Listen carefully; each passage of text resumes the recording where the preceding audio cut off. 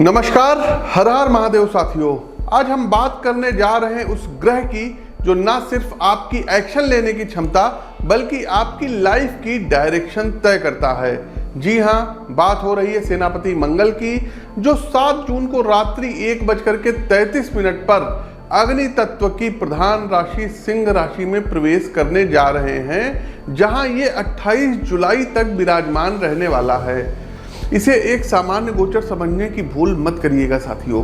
ये एक ऊर्जा की दिशा बदलने वाला टाइमलाइन शिफ्ट है, क्योंकि मंगल अब बैठा है सिंह राशि में, यानी राजा के घर में, जहां अग्नि, आत्मबल और प्रदर्शन तीनों चरण पर होते हैं।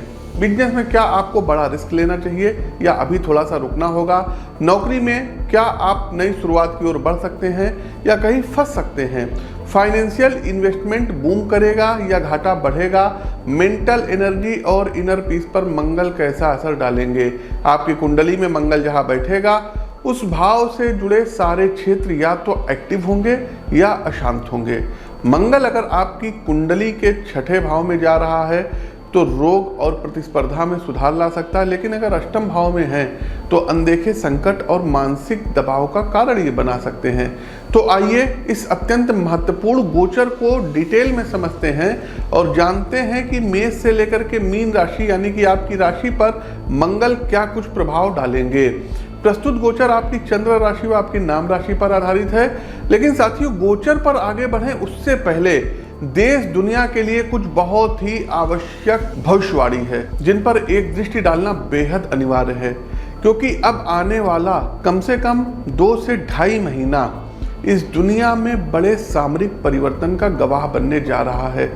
7 जून 2025 को मंगल जब सिंह राशि और मघा नक्षत्र अर्थात केतु के नक्षत्र में प्रवेश करेंगे और सिंह राशि में मंगल प्लस केतु की युति भी विराजमान रहेगी, तो ये विश्व स्तर पर संकट का संकेत होगा। देखिए, मंगल केतु के साथ बैठे हैं, कुजवत केतु कहा जाता है ना, मंगल के समान फल देने वाला केतु, लेकिन अब दोनों ग्रह एक साथ बैठे हैं और ये श्लोक हम सभी वैदिक ज्योतिष शास्त्र के छात्रों और विद्वानों को भली भांति ज्ञात है। अर्थात राहु का स्वभाव शनि के समान और केतु का स्वभाव मंगल के समान होता है। अब आइए इस सूत्र को वर्तमान ग्रह गोचर स्थितियों पर लागू करते हैं।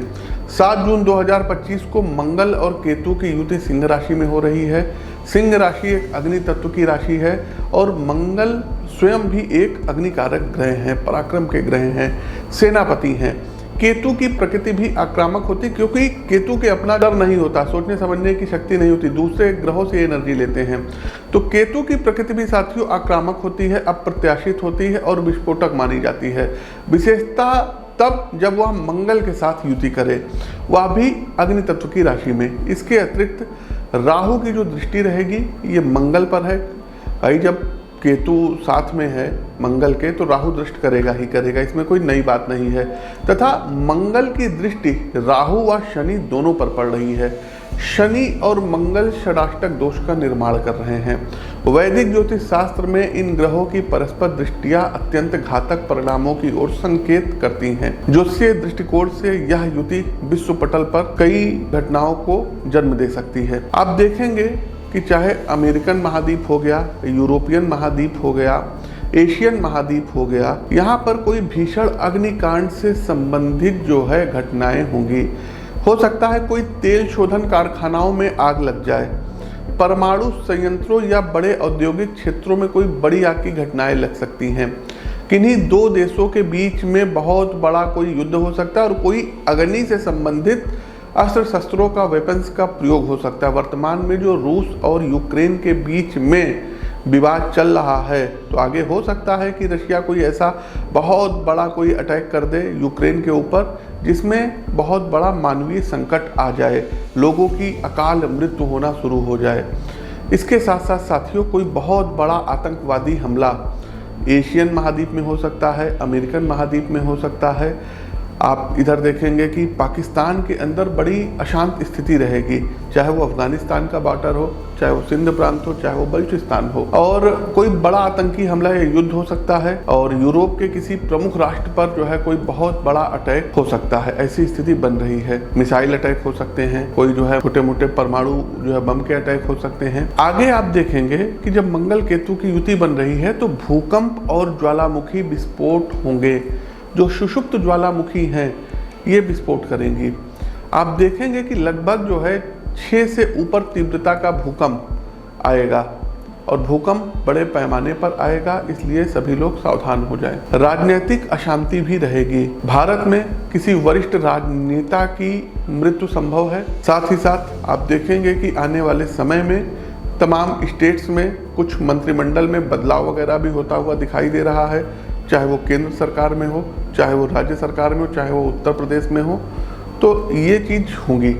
कई राजनीतिक जो है नेताओं के पद जाएंगे, कुछ लोगों को पद मिलेगा, कुछ लोगों को संगठन में कार्य मिलेगा। वैश्विक स्तर पर बड़े सैन्य गतिविधियों में तेजी संभव है। नाटो या रूस जैसे देशों की गतिविधियों में असामान्य उभार आ सकता है। आप सभी से सावधानी की अपील है। देखिए साथियों, मैं पिछले कई महीनों से अपने ज्योतिषीय विश्लेषणों में ये संकेत देता हूँ कि जुलाई तक का समय विशेष सावधानी और सजगता रखनी है। 7 जून को यह विशेष युति उस भविष्यवाणी की पुष्टि करेगी। आप लोग खुद इस वीडियो को देखिएगा, वीडियो अभी अपलोड हो रही है, लेकिन ये सब चीजें जो है 7 के बाद घटित होंगी। लेकिन हाँ, 7 जून में जब मंगल केतु के जो है धुरी में आएंगे और नक्षत्र में आएंगे तो घटनाएं 1-2 दिन पहले से प्रभावशाली होने लगती है। साथ ही साथ साथियों एक चीज और बता दें, शनि और मंगल का जो षडाष्टक दोष बन रहा है ये भी बहुत बड़ा विनाश का कारण बनेगा। इसके अतिरिक्त साथियों पूर्व में हमने पोस्ट भी की थी, और उस पोस्ट को आप लोग जाकर के हमारे फेसबुक पेज, हमारे ट्विटर के उस पर जाके देख सकते हैं। लिंक सबका डिस्क्रिप्शन बॉक्स में है।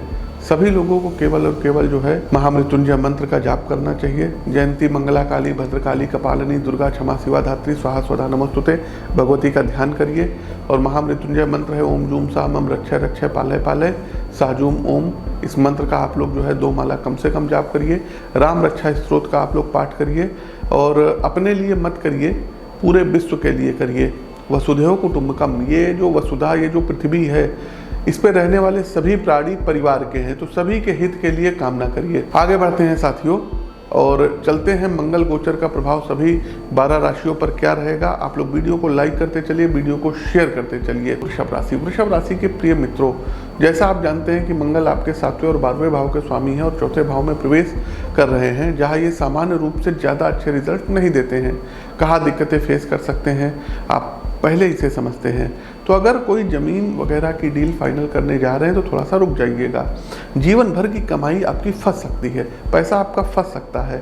दूसरी बात, अगर हृदय संबंधी रोग है तो ज़्यादा दबाव नहीं झेल पाएंगे, तो इधर उधर कुछ दिन जितना हो सके खुद को रिलैक्स फील करिए। कामकाज में ज़्यादा प्रेशर नहीं लेना है, कहीं बाहर परिवार के साथ घूमने फिरने निकल जाइए। सबसे पहले आपका जीवन है, ऐसे रुपए पैसे का आप क्या करेंगे जो अपनी सेहत पर दाव लगा करके आपको मिले।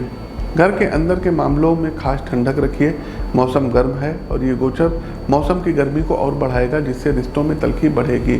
स्वास्थ्य की बात चल रही है तो एक खास बात ये ध्यान रखें कि अपनी माता जी का इधर 1 महीने से रेगुलर चेकअप डॉक्टरी सलाह में रखें, क्योंकि उनके स्वास्थ्य जो है कुछ ज़्यादा अप्स एंड डाउन्स हो सकते हैं, तो आपकी मदर को कुछ स्वास्थ्य संबंधी प्रॉब्लम फेस हो सकती है।